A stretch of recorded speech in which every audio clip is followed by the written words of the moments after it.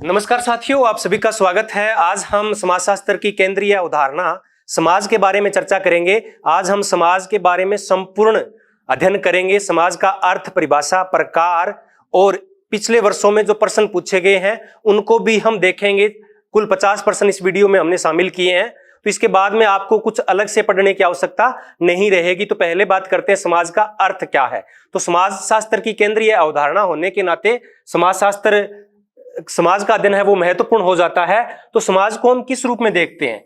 कुछ सामाजिक विचारक है इसे सामाजिक समूह के रूप में देखते हैं, कुछ सामाजिक अंतःक्रिया के रूप में देखते हैं, कुछ सामाजिक व्यवस्था के रूप में देखते हैं। कुल मिला के बात यह है कि समाज की परिभाषा को लेकर समाजशास्त्रियों में एक मतता नहीं है। फिर भी अगर हम सामान्य तौर पे देखें तो समाज क्या है? सामाजिक संबंधों की व्यवस्था है। समाज क्या है? सामाजिक संबंधों की व्यवस्था है। उस व्यवस्था में समूह भी आ जाते हैं, अंतःक्रिया भी आ जाते हैं, संबंध भी आ जाते हैं। सबसे पहले अरस्तु ने कहा था कि मनुष्य एक सामाजिक प्राणी है। मनुष्य एक सामाजिक प्राणी है। तो ये समाज के बारे में पहला एक प्रमाणिक कथन था।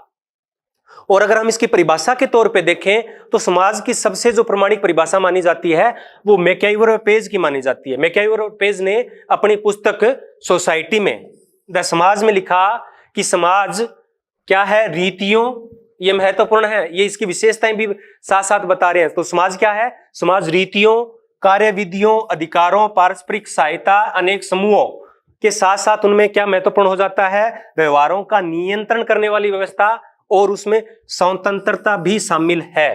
तो ये कुल 6 विशेषताएं मैकआइवर ने अपनी परिभाषा में शामिल की है।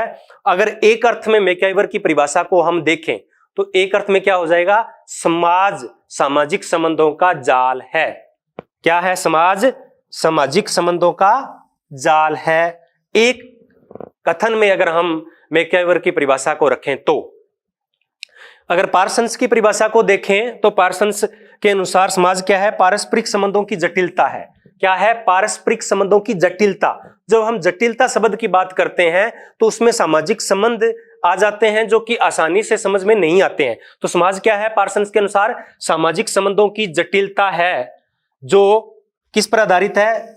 साध्य एवं साधन संबंधों पर आधारित है। कुछ चीजों को प्राप्त करने के लिए कुछ संबंध बनाए जाते हैं। तो साध्य संबंधों की बात करते हैं तो पार्सन्स की जब आप परिभाषा देखोगे तो यह शब्द आपको जरूर रखना है, साध्य साधन संबंध। अगर हम इसकी परिभाषाओं की बात करें तो परिभाषाएं हमने बहुत ज्यादा नहीं रखी है, क्योंकि परिभाषाएं इतनी ज्यादा है कि याद नहीं रह सकती और सारी परिभाषाएं याद करने की आवश्यकता भी आपको नहीं है। हमने केवल उन्हीं परिभाषाओं को लिया है जो कि महत्वपूर्ण है। तो प्रमुख जो महत्वपूर्ण परिभाषाएं हैं उन पे हम चर्चा करते हैं। पहली परिभाषा है जो महत्वपूर्ण है वो है गिडिन्स की। किसकी है? गिडिन्स। गिडिन्स क्या कहते हैं कि समाज स्वयं एक संघ है।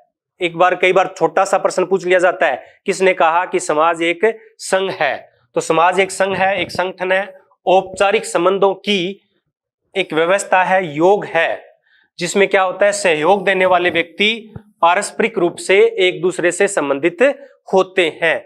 तो जितने भी परिभाषाएं आ रही है तो उनमें एक बात आप नोट करना कि सामाजिक संबंधों की बात बार बार की जा रही है। जब हम समाज की विशेषताओं को पढ़ेंगे तो समाज की विशेषताएं इन्हीं में से निकलेगी।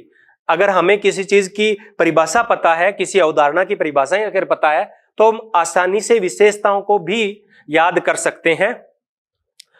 तो इसमें जो गिडिन्स की परिभाषा है उसमें 2 कीवर्ड्स हैं या 2 विशेषताओं का जिक्र किया है। नंबर 1 क्या है? समाज पारस्परिक जागरूकता है, यानी केवल व्यक्तियों का समूह नहीं है, समूह के बीच में संबंध है और वो एक दूसरे के क्या प्रति जागरूक है। पारस्परिक जागरूकता का नाम समाज है। ऐसा कौन कहते हैं?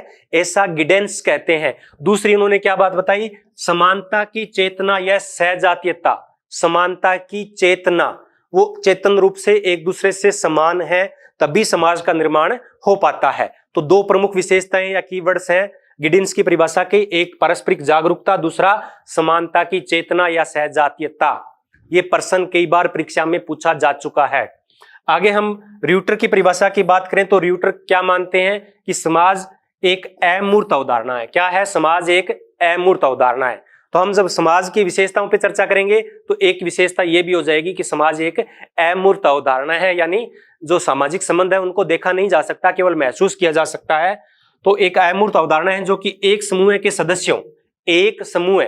सदस्यों के बीच पाए जाने वाले पारस्परिक अंतर संबंधों की जटिलता का बोध कराते हैं।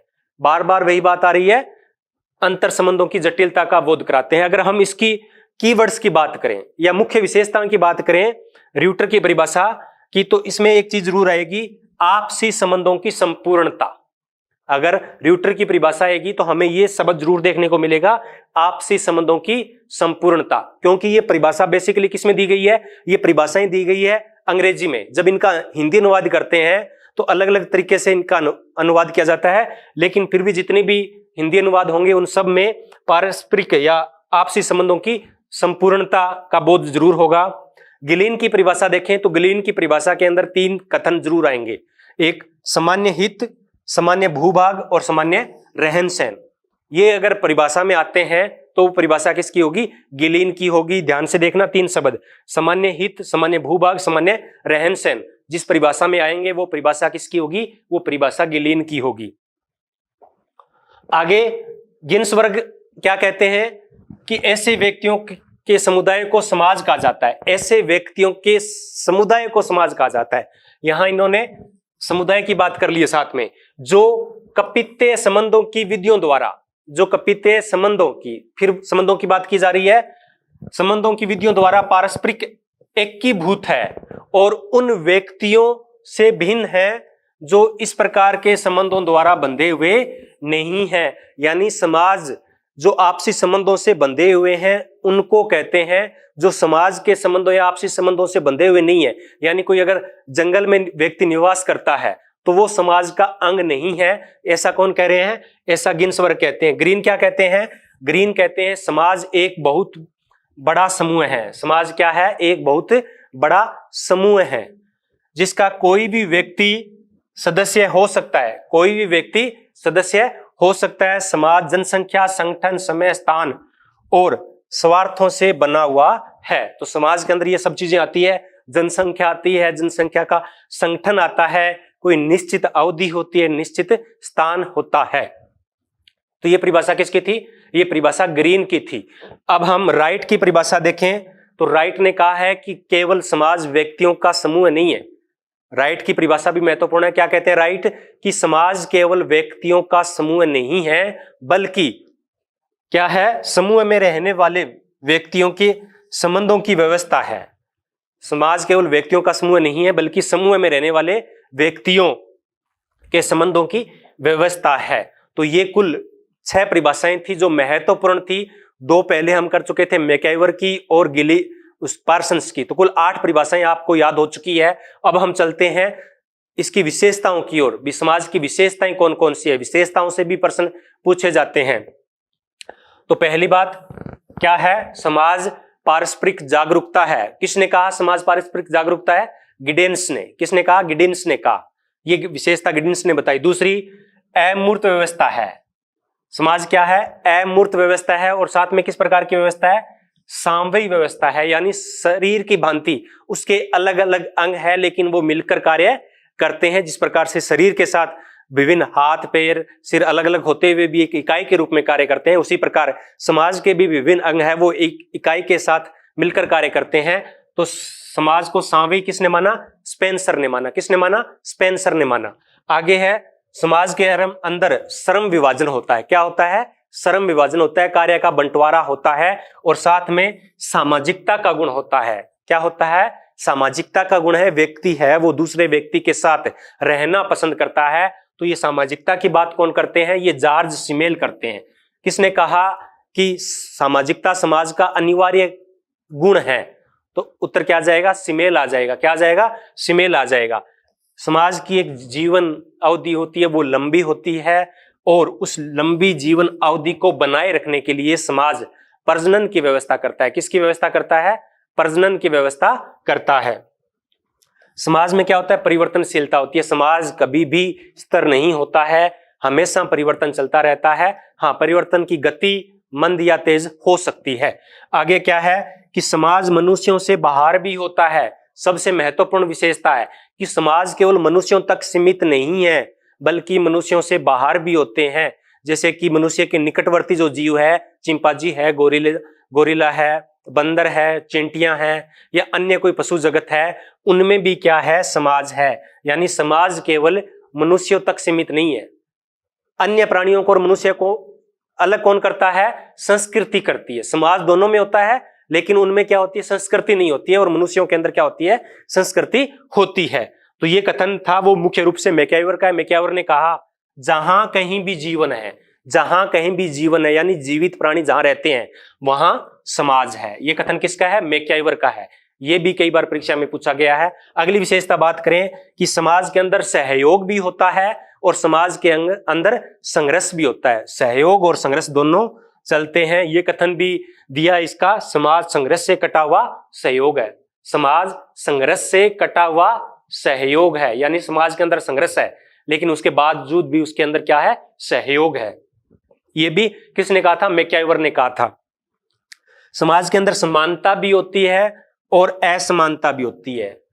समानता भी होती है और असमानता होती है। अगर समानता होगी तो सारे जो कार्य हैं वो एक जैसे लोग करेंगे तो कुछ कार्य फिर कोई भी नहीं कर पाएगा, इसलिए कार्यों का बंटवारा किया जाता है। तो इससे क्या है? समानता भी होती है और असमानता भी होती है, संघर्ष भी होता है और सहयोग भी होता है। अगली विशेषता की बात करें तो समाज की वृहत संस्कृति होती है।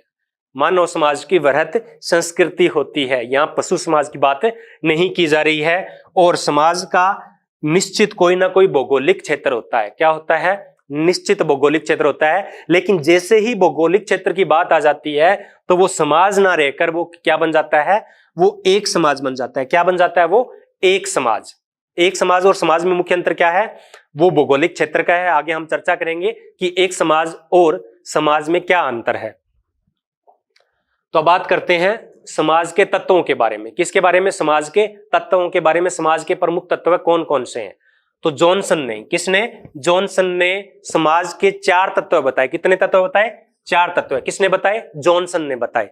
क्या क्या बताए? निश्चित क्षेत्र होता है, जहां कहीं ना निवास करेगा व्यक्ति, जहां निवास करते हैं वो निश्चित क्षेत्र हो गया। प्रजनन होता है, समाज को बनाए रखने के लिए प्रजनन की व्यवस्था की जाती है। विस्तृत संस्कृति होती है और स्वतंत्रता होती है। समाज अपने सदस्यों को स्वतंत्रता प्रदान करता है। कुछ बंदिशें रखता है लेकिन वो बंदिशें स्वतंत्रता के अधीन आती है। डेविस के अनुसार समाज के प्रमुख तत्व कौन से हैं? तो डेविस ने भी 4 तत्व बताए थे समाज के। कौन कौन से? जनसंख्या का प्रतिपालन यानी जनसंख्या का पालन पोषण, भरण पोषण। दूसरा कार्य विभाजन यानी श्रम विभाजन। आगे समूह का संगठन यानी समाज है वो व्यक्तियों का केवल समूह ही नहीं होगा बल्कि उस समूह के अंदर संगठन भी होगा निश्चित। और सामाजिक व्यवस्था की निरंतरता। तो जो सामाजिक व्यवस्था है, समूह के अंदर जो व्यवस्था बना रखी है उसमें निरंतरता होना भी जरूरी है। ऐसा कौन कहते हैं? डेविस कहते हैं। कौन कहते हैं? डेविस कहते हैं। अब हम बात कर रहे थे समाज और एक समाज में अंतर। समाज और एक समाज में अंतर। तो समाज क्या है? सामाजिक संबंधों का जाल है, इसलिए क्या हो गया? समाज है वो अमूर्त है। लेकिन एक समाज व्यक्तियों का समूह है, उसमें निश्चित भौगोलिक क्षेत्र और उस भौगोलिक क्षेत्र में रहने वाले व्यक्ति हैं, तो इसलिए एक समाज को मूर्त माना जाता है। यही सबसे बड़ा अंतर है। समाज विस्तृत, जटिल और व्यापक अवधारणा है, जबकि एक समाज है वो अपेक्षाकृत सरल और सीमित अवधारणा है। और उसमें व्यवहारों के अंदर क्या होती है? समानता होती है। एक समाज में क्या होती है? व्यवहारों में समानता होती है और समाज में व्यवहारों में समानता अपेक्षाकृत कम होती है। आगे है कि इसका कोई निश्चित भौगोलिक दायरा नहीं होता है समाज का। और जिस दायरे की बात करते हैं, जैसे कि राजस्थान का समाज, तो क्या होगा? जैसे ही राजस्थान शब्द जुड़ गया, जैसे ही जयपुर शब्द जुड़ गया, जैसे ही दिल्ली शब्द जुड़ गया, जैसे ही लखनऊ शब्द जुड़ गया, वो किस में आ जाएंगे? वो एक समाज की श्रेणी में आ जाएंगे। और समाज के अंदर बहुत सारे एक समाज हो सकते हैं, यानी एक समाज जैसे हम बात करेंगे तो एक समाज के अंदर बहुत सारे समाज हो सकते हैं। अब आगे है समाजों का वर्गीकरण। समाज कितने प्रकार के होते हैं, तो समाजों का जो वर्गीकरण किया गया है वो किस आधार पे किया गया है, वो ऐतिहासिकता के आधार पे किया गया है। किसके आधार पे किया गया है? ऐतिहासिकता के आधार पे। प्राचीन समाज और नए समाज, प्राचीन काल से लेकर आधुनिक जो समाज है उनकी जो विभिन्न व्यवस्था रही है उसके आधार पर समाजों का वर्गीकरण किया गया है और उनको अलग अलग नामों से सबने अपने अपने तरीके से इनका वर्गीकरण किया है। तो पहले अगर हम बात करें स्पेंसर की, तो स्पेंसर, उससे पहले काम्टे की भी बात करें तो काम्टे ने भी समाज के 3 स्तर बताए थे, या समाज को कालखंडों के रूप में 3 भागों में विभाजित किया था। कौन से? पहले धार्मिक, दूसरा तात्विक और तीसरा प्रत्यक्षवादी। तीसरा कौन सा? प्रत्यक्षवादी या वैज्ञानिक समाज। इसी प्रकार से स्पेंसर और दुर्खिम ने भी इस कालखंडों को विभाजित करते हुए कुल 4 प्रकार के समाज बताए हैं। तो स्पेंसर का कौन सा है? सरल समाज, मिश्रित समाज। तो ये ऐतिहासिकता के आधार पे है। जो प्रारंभिक समाज था वो बिल्कुल सरल समाज था। क्या था? बिल्कुल सरल समाज था। और इमाइल दुर्खिम ने भी पहला अपना जो वर्गीकरण दिया है उसमें भी क्या रखा है उन्होंने?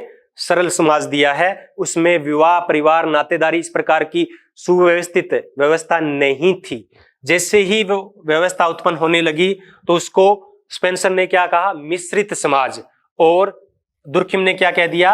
सरल बहुखंडीय समाज। यानी पहला समाज था वो सरल था, लेकिन क्या था? उसमें खंडीय नहीं थे, अलग अलग समूह नहीं थे, एक ही समूह थे। लेकिन जब जनसंख्या में वृद्धि हुई और सामाजिक जटिलता में वृद्धि हुई तब क्या है कि उनके अलग अलग खंड में विभाजित हो गई। लिंग के आधार पे, आयु के आधार पे उनमें विभाजन होना शुरू हो गया।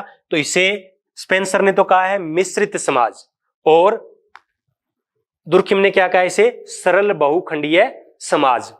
आगे है दोहरे मिश्रित समाज और इन्होंने कहा है कि सरल मिश्रित बहुखंडीय समाज। तो सरल भी हो गए, साथ में क्या जोड़ दिया? मिश्रित जोड़ दिया। मिश्रण होता गया। पहले जो था बिल्कुल आसान था, उसके बाद में चारागाह से निकल के वो पशुपालन तक आ गए, कृषि व्यवस्था तक आ गए और बाद में धीरे धीरे जटिलता बढ़ती गई। तो उन्होंने समाजों का वर्गीकरण भी आगे वो बढ़ाते गए। और इसने स्पेंसर ने इन्होंने क्या कहा है? तिहरे मिश्रित समाज और दोहरे सरल मिश्रित बहुखंडीय समाज। तो ये स्पेंसर का और दुर्खिम का समाजों का वर्गीकरण है। तो ये थोड़ा सा आप ध्यान से देख लें कि दोनों में अंतर क्या है। लेकिन इन दोनों अंतरों से भी महत्वपूर्ण अंतर है वो किसका है कि स्पेंसर ने समाज को मुख्य रूप से 2 भागों में विभाजित किया। कितने भागों में किया? 2 भागों में। अगर हम इनको चारों को अगर 2 भागों में विभाजित करना हो तो क्या कहेंगे? पहला उन्होंने नाम दिया है शिकारी या युयुत्सु या ये सैनिक समाज। क्या कहा है? सैनिक समाज का है पहले को। और उसके बाद में सैनिक समाज है वो किस में बदल गया? वो औद्योगिक समाज में बदल गया। किस में बदल गया? औद्योगिक समाज में बदल गया। इनमें अंतर क्या है? ये सरल समाज हो गया, ये जटिल समाज हो गया, ये शिकारी समाज हो गया, ये औद्योगिक समाज हो गया। तो इसमें क्या होता है कि शिकारी जो समाज होता है या जो सरल समाज होता है या जो सैनिक समाज होता है उसमें अनिवार्य सहयोग होता है। सहयोग लेना अनिवार्य होता है। सहयोग के बगैर शिकार नहीं किया जा सकता, सहयोग के बगैर युद्ध नहीं जीते जा सकते। लेकिन जो औद्योगिक समाज है वो क्या है? उसमें सदस्यता या जो सहयोग है वो अनिवार्य नहीं है। इसी प्रकार दुर्खिम को भी हम 2 भागों में, समाज को 2 भागों में बांट सकते हैं। यांत्रिक समाज यानी यंत्र के भांति जब मनुष्य कार्य करता था, और दूसरा सामूहिक समाज यानी आधुनिक समाज जिसमें जो श्रम विभाजन है वो काफी बढ़ गया है। आगे हम बात करें और विभाजन की तो कार्ल मार्क्स ने समाजों को 5 भागों में विभाजित किया है। कितने भागों में विभाजित किया है? 5 भागों में विभाजित किया है। पहला है आदिम समाज। क्या है? आदिम समाज। आदिम साम्यवादी युग की बात की। आदिम में यानी किसी प्रकार की कोई वर्ग व्यवस्था नहीं थी, सभी कोई निजी संपत्ति का कोई भी उस समय उदय नहीं हुआ था। दूसरा है एशियाई समाज। एशियाई समाज को कर्षक समाज भी कह सकते हैं और भारत इसका अच्छा उदाहरण है। तीसरे प्रकार की बात करें तो प्राचीन समाज, और बाद में हम बात करें तो सामंतवादी समाज, और बाद में अब कौन सा चल रहा है? पूंजीवादी समाज। तो ये कार्ल मार्क्स ने कुल 5 समाजों का वर्गीकरण किया है, विभाजन किया है। अगर हम एंथोनी गिडेंस की बात करें, तो एंथोनी गिडेंस ने कुल 7 प्रकार के समाजों की चर्चा की है। कितने प्रकार के? समाज बताए हैं। पहला शिकारी या खाद्य संग्रहण अवस्था, जो मनुष्य की प्रारंभिक अवस्था थी। उसके बाद में दूसरी अवस्था कौन सी आ गई?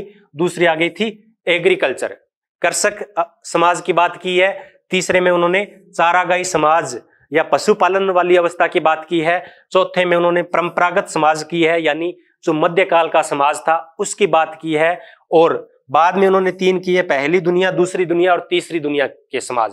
पहली दुनिया के समाज को उन्होंने मांगा है जो औद्योगिकृत हो चुके हैं, अमेरिका और पश्चिम के देश। दूसरी दुनिया के देश में गिडेंस ने शामिल किए हैं साम्यवादी देशों को। किनको किया है? साम्यवादी देशों को, रूस है, चीन है, इनको। और तीसरी दुनिया के देश में शामिल किया है अफ्रीका और एशिया के समाजों को। कुछ और अन्य विभाजन हैं जो कभी कभी परीक्षाओं में पूछे जाते हैं, उन पे भी हम चर्चा करते हैं। वर्गीकरण वही है, सरल समाज और जटिल समाज, प्राचीन समाज और आधुनिक समाज, सैनिक समाज और औद्योगिक समाज। लेकिन प्रत्येक समाजशास्त्रियों ने अपने अपने तरीके से इनको परिभाषित करने का या वर्गीकृत करने का प्रयास किया है। तो जैसे कि गेमिनसॉफ्ट और गेसेलसॉफ्ट, ये वर्गीकरण किया है, टोनीज ने किया है। ये जर्मन भाषा का शब्द होता है जिसका अर्थ होता है, गेमिनसॉफ्ट का अर्थ होता है समुदाय और गेसेलसॉफ्ट का अर्थ होता है संघ या समिति। उत्तर आधुनिक समाज की बात है वो सर्वप्रथम किसने की? डेनियल बेल ने की। किसने की? डेनियल बेल ने। उत्तर औद्योगिक समाज यानी औद्योगिक के बाद की अवस्था, ये इन्होंने 1973 में पहली बार इस शब्द का प्रयोग किया था। इसे ज्ञान समाज, सूचना समाज भी कहा जाता है या सेवा समाज भी कहा जाता है। और इसको जो उत्तर औद्योगिक समाज है, इसको टॉफलर ने थर्ड वेव कहा है। क्या कहा है? थर्ड वेव कहा है। औद्योगिक समाज शब्द का पहली बार प्रयोग किसने किया था? सेंट साइमन ने किया। किसने किया? सेंट साइमन ने औद्योगिक समाज शब्द का पहली बार प्रयोग किया। और औद्योगिक समाज के बाद की अवस्था है उत्तर आधुनिक या उत्तर औद्योगिक समाज।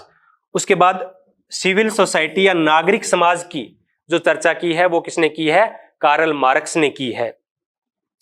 स्वनिर्देशित, परनिर्देशित और परंपरा निर्देशित, ये डेविड रिजमैन ने समाजों के तीन प्रकार बताए। स्वनिर्देशित यानी समाज की जो पहली अवस्था थी उसमें जब नियम नहीं बने थे तो वो समाज को क्या कहा है? रिजमैन ने स्वनिर्देशित।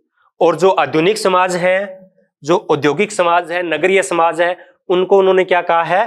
परनिर्देशित। और जो प्राचीन समाज है या मध्यकालीन समाज है या जो ग्रामीण समाज है, सरल समाज है, उसको रिजमैन ने क्या कहा है?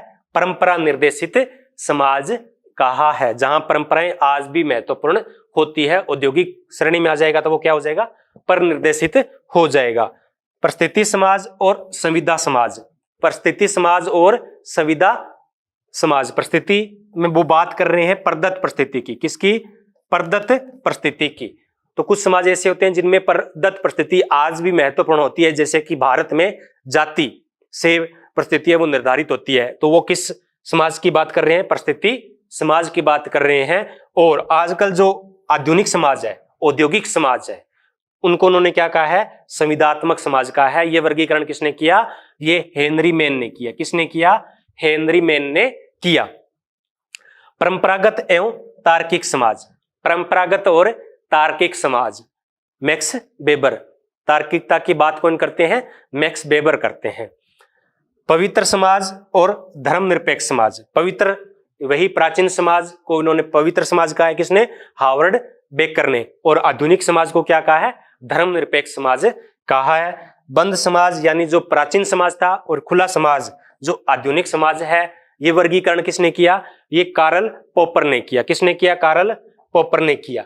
इसके अलावा और है अशीर्षी समाज और शीर्षी समाज। अशीर्षी और शीर्षी, शीर्षी समाज का मतलब है कि जो मुखिया होता है, जो समाज के जो मुख्य लोग होते हैं या जिनसे समाज जो चलाते हैं, समाज का जो औपचारिक संगठन होता है, जैसे कि अब हमारा समाज किससे निर्देशित है? सरकारों द्वारा निर्देशित है। सरकार है वो समाज को निर्देशित करती है। और सरकारों का चुनाव किस प्रकार से होता है? औपचारिक तरीके से होता है। किससे होता है? औपचारिक तरीके से। तो इवांस प्रीचार्ड ने इनको कहा है जिनमें औपचारिक संगठन पाया जाता है उनको शीर्षी समाज, और जो जनजातीय समाज थे या जो प्राचीन समाज थे उनको अशीर्षी समाज कहा है, जिनमें जो मुखिया होता है वो औपचारिक नहीं होता है बल्कि अनौपचारिक होता है। स्वच्छ समाज और रुग्ण समाज, एरिक फ्रॉम ने कहा है स्वच्छ और रुग्ण बीमार समाज। धार्मिक, तात्विक और प्रत्यक्षवादी कामटे हम पहले ही चर्चा कर चुके हैं। और उसके बाद में एक और महत्वपूर्ण है कर्षक समाज की अवधारणा। किसकी? कर्षक समाज की अवधारणा। तो इससे भी 2-3 प्रश्न है वो बन सकते हैं। कर्षक समाज की अवधारणा किसने दी थी? रॉबर्ट रेडफील्ड ने दी। किसने दी? रॉबर्ट रेडफील्ड ने दी। मेक्सिको में इन्होंने अध्ययन किया था, गांव का नाम था टोपोलजोन। टोपोलजोन गांव का अध्ययन था। और 1956 में इन्होंने इस अध्ययन के आधार पे एक पुस्तक लिखी। पुस्तक का नाम क्या था? Peasant society and culture. Peasant society and culture में इन्होंने ये अवधारणा दी। और इस अवधारणा में उन्होंने किसान और कृषक में अंतर भी किया। क्या है? जो किसान व्यापार करने के लिए अतिरिक्त उत्पादन करते हैं तो उसको किसान कहा है, और जो खुद के लिए उत्पादन करता है उसे कृषक कहा है। और साथ में इसे अपशिष्ट समाज भी कहा है। कृषक समाज को क्या कहा? अपशिष्ट। अपशिष्ट क्यों कहा? उन्होंने कहा कि जो जनजातीय समाज नहीं है, जो जनजातीय समाज नहीं है वो क्या है? कृषक समाज है। और भारत, इस गांव के अध्ययन के आधार पे भारत में जो अध्ययन किया था वो आंद्रे बितेई ने किया था। आंद्रे बितेई ने किया था। अब हम इनके बारे में वर्गीकरण पढ़ चुके हैं। अब हम समाज टॉपिक से जितने भी प्रश्न बनते हैं उन सब पर चर्चा करेंगे। तो अब हम चर्चा करते हैं समाज टॉपिक से जितने भी प्रश्न बनते हैं उन सब पर। तो पहला प्रश्न है, जहां कहीं भी समाज है, जहां कहीं भी समाज है, जहां कहीं भी जीवन है, जहां कहीं भी जीवन है वहां समाज है। ये कथन किसका है? ये कथन है मैक्याइवर का है। किसका है? मैक्याइवर का है। किसका है? मैक्याइवर ने कहा जहां कहीं भी जीवन है वहां समाज है। दूसरा प्रश्न है, किसने कहा कि समाज को उन मानवीय संबंधों की संपूर्ण जटिलता साध्य साधन संबंधों की बात कौन करता है? पार्सन्स करता है। तो इसका सही आंसर क्या होगा? पार्सन्स। तीसरा हमारा प्रश्न है, सर्वप्रथम उत्तर औद्योगिक समाज की अवधारणा किसने दी? डेनियल बेल ने दी थी। कब दी थी? 1973 में दी थी। चौथा प्रश्न है हमारा, समाज स्वयं एक संघ है, संगठन है। यह बात किसने की थी? गिडिन्स ने की। किसने कही? गिडिन्स ने कही। पांचवा प्रश्न, निम्नलिखित में से समाज की कौन सी विशेषता मैक्याइवर द्वारा नहीं बताई गई है? मैक्याइवर ने जो परिभाषा दी है उन परिभाषाओं से यह प्रश्न लिया गया है। तो रीतियां बताई थी, कार्य प्रणालियां को जिक्र किया था, स्वतंत्रता का जिक्र किया था। लेकिन मैक्याइवर क्या है? समाज को क्या मानते हैं? अमूर्त व्यवस्था मानते हैं। तो इसका सही आंसर हो जाएगा मूर्त व्यवस्था की बात है वो मैक्याइवर ने नहीं की थी। प्रश्न नंबर 6, समाज ऐसे व्यक्तियों का संग्रह है जो कुछ संबंधों या व्यवहार की कार्य विधियों द्वारा संगठित है और उन व्यक्तियों से भिन्न है जो इस प्रकार के संबंधों द्वारा बंधे हुए नहीं है। गिन्सबर्ग, ये भी परिभाषा हमने देखी थी। अगला प्रश्न है प्रश्न नंबर 7, समाज एक अमूर्त अवधारणा है। ये किसने कहा था? ये र्यूटर ने कहा था, जिसको क्या कराता है? संपूर्णता का बोध कराता है र्यूटर। प्रश्न नंबर 8, निम्नलिखित में से कौन सी विशेषता समाज की नहीं है? अमूर्त अवधारणा है, अनन्य आश्रितता है, परस्पर जागरूकता है, जटिलता है, मनुष्यों तक सीमित। समाज क्या है? मनुष्यों तक सीमित नहीं है बल्कि मनुष्यों से बाहर भी है। तो इसका सही आंसर हो जाएगा मनुष्यों तक सीमित। प्रश्न नंबर 9, किस समाज को बहुलवादी समाज कहा जाता है? किस समाज को बहुलवादी समाज कहा जाता है? तो उत्तर औद्योगिक समाज को बहुलवादी समाज कहा जाता है। प्रश्न नंबर 10, समाज को साम्यवाद के रूप में या सामाजिक डार्विनवाद के रूप में किसने रखा?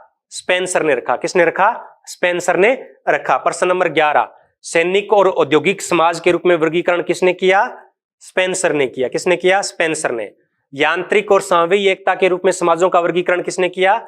इमाइल दुर्खिम ने किया। किसने किया? इमाइल दुर्खिम ने। आगे है द स्ट्रक्चर ऑफ सोसाइटी, ये पुस्तक किसने लिखी? एम.जे. लेवी ने लिखी। किसने लिखी? एम.जे. लेवी।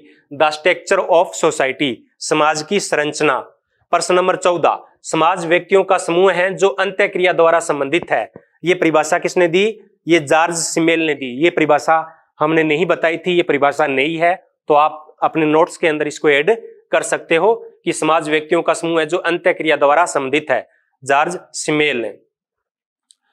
जो समाजों का वर्गीकरण किया था तो स्पेंसर ने किस वर्गीकरण को शामिल नहीं किया था? तो सरल बहुखंडीय समाज। सरल बहुखंडीय समाज किसने दिया था? दुर्खिम ने दिया था। किसने बताया था? दुर्खिम ने बताया था। डेनियल थॉर्नर ने कृषक समाज को कितने भागों में विभाजित किया? तो 3 भागों में विभाजित किया। कितने भागों में विभाजित किया? 3 भागों में विभाजित किया। इमाइल दुर्खिम ने समाज के कितने प्रकार बताए? 4 प्रकार बताए। कितने प्रकार बताए? 4 प्रकार। टोनीज ने समाज के लिए किस शब्द का प्रयोग किया है? तो समाज के लिए Gesell soft. Gesell soft.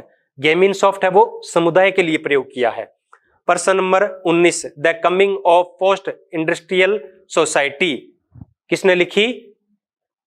Daniel bell ने लिखी। कब लिखी? 1973 में लिखी। प्रश्न नंबर 20, अगस्ट काम्टे ने समाज के उद्विकास के कौन से चरण का वर्णन नहीं किया है? तो धार्मिक, तात्विक और प्रत्यक्षवादी 3 प्रकार का वर्गीकरण किया था। बर्बर का नहीं किया था। बर्बर का किसने जिक्र किया था? मॉर्गन ने किया था। मॉर्गन ने बताए थे जंगली, बर्बर और सभ्य। मॉर्गन ने कौन से बताए थे? जंगली, बर्बर और सभ्य। तो ये बर्बर अवस्था है वो किसने बताई थी? मॉर्गन ने बताई थी। किसने कहा कि समाज व्यक्तियों का समूह नहीं है बल्कि समूह सदस्यों के बीच संबंधों की एक व्यवस्था है? तो ये किसने कहा था? राइट ने कहा था। सी राइट ने कहा था। प्रश्न नंबर 22, पारस्परिक जागरूकता या समानता की चेतना की बात कौन कह रहा था? गिडेंस कह रहे थे। कौन कह रहे थे? गिडेंस कह रहे थे। प्रश्न नंबर 23, किसने उत्तर आधुनिक समाज को भगोड़ा समाज कहा? ये एक नया प्रश्न है। किसने उत्तर आधुनिक समाज को भगोड़ा समाज कहा? एंथोनी गिडेंस ने कहा। ये नया प्रश्न है और 1-2 बार पूछा भी गया है, तो आप अपने नोट्स में इसको ऐड कर सकते हैं। एंथोनी गिडेंस ने अवस्थाओं के आधार पे समाज के कितने प्रकार बताए थे? 7 प्रकार बताए थे। कितने बताए थे? 7 प्रकार। प्रश्न नंबर 25, लोक समाज या कृषक समाज की अवधारणा किसने दी? रॉबर्ट रेडफील्ड ने दी थी, जिसकी चर्चा अभी हमने की थी। जॉनसन ने समाज के 4 तत्व बताए, उनमें से कौन सा तत्व है का जिक्र जॉनसन ने नहीं किया? तो जॉनसन ने समाज को क्या माना था? मूर्त व्यवस्था माना था। क्या माना था? मूर्त व्यवस्था। अमूर्तता का जिक्र उन्होंने नहीं किया। बाकी 3 विशेषताएं उन्होंने या 3 तत्व उन्होंने बताए थे। प्रश्न नंबर 27, किसने अपनी परिभाषा में सामान्य हित, सामान्य भूभाग, सामान्य रहन सहन? गिलीन ने। किसने? गिलीन ने। प्रश्न नंबर 28, कौन सा तत्व है एक समाज और समाज को अलग करता है? एक समाज और समाज के अंदर मुख्य अंतर किस चीज को लेकर है? भौगोलिक क्षेत्र को लेकर है। किसको लेकर है? भौगोलिक क्षेत्र को लेकर है। 29 नंबर, एंथोनी गिडेंस ने किस महाद्वीप के देश समाजों को तीसरी दुनिया के समाज कहा था? तो अफ्रीका और एशिया को। एशियाई समाज का प्रयोग किसने किया था? कार्ल मार्क्स ने किया था। किसने किया था? कार्ल मार्क्स ने किया था। राज्य द्वारा नियंत्रित समाज को एंथोनी गिडेंस ने क्या कहा था? राज्य द्वारा निर्देशित, यानी साम्यवादी जो समाज है, साम्यवादी जो देश है, दूसरी दुनिया के जो देश है, वो किससे द्वारा है? राज्य द्वारा निर्देशित है। प्रश्न नंबर 32, किंग्सले डेविस के अनुसार निम्नलिखित में कौन सा तत्व है वो समाज का नहीं है? किसके अनुसार? किंग्सले डेविस के अनुसार। निश्चित भौगोलिक क्षेत्र की बात है वो किंग्सले डेविस ने नहीं की थी। आगे, समाज मनुष्यों के एक समूह का नाम नहीं है बल्कि एक ऐसी जटिल तंत्र का नाम है या क्रियाओं का प्रतिमान है जो मनुष्य के बीच उत्पन्न होते हैं। ये किसने कहा था? ये लेपियर ने कहा था। ये परिभाषा नई है, तो आप इसको भी नोट कर सकते हैं। प्रश्न नंबर 34, ह्यूमन सोसाइटी, मानव समाज, पुस्तक किसने लिखी? किंग्सले डेविस ने लिखी। द सोसाइटी पुस्तक किसने लिखी? मैकआइवर ने लिखी। किसने लिखी? मैकआइवर ने लिखी द सोसाइटी। प्रश्न नंबर 36, समाज एक बहुत बड़ा समूह है जिसका कोई भी एक व्यक्ति सदस्य हो सकता है। समाज जनसंख्या, संगठन, समय, स्थान और स्वार्थों से बना होता है। ये परिभाषा किसने दी? ग्रीन ने दी। किसने दी? ग्रीन ने दी। आगे है समाज सामाजिक संबंधों का जाल है। किसने कहा? मैकआइवर ने कहा। किसने कहा? मैकआइवर ने कहा। लोक समाज से संबंधित कौन सी विशेषता सही है? तो लोक समाज की 4 विशेषताओं का वर्णन किया है रॉबर्ट रेडफील्ड ने। कौन कौन सी? लघुता, समरूपता, रूढ़िवादिता और विषमता।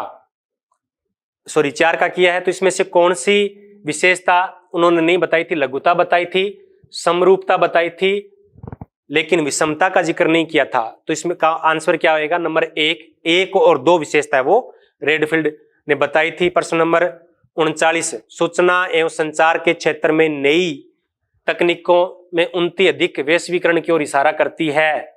यह किस का भविष्य है या किस समाज की बात कर रहा है ये कथन? तो ये उत्तर औद्योगिक समाज की बात कर रहा है। अब है प्रश्न नंबर 40, समाज से क्या तात्पर्य है? तो समाज का अगर हम एक अर्थ में कहें तो समाज क्या है? सामाजिक संबंधों की व्यवस्था है। तो ये कुल हमारे 40 प्रश्न थे और समाज से रिलेटेड जितने भी प्रश्न बनते थे उनको शामिल करने का प्रयास किया है। अगर आपको ये वीडियो पसंद आया हो तो चैनल को सब्सक्राइब जरूर करें और वीडियो को लाइक करें। आपने इतने प्रेम से सुना इसलिए आपका बहुत बहुत धन्यवाद।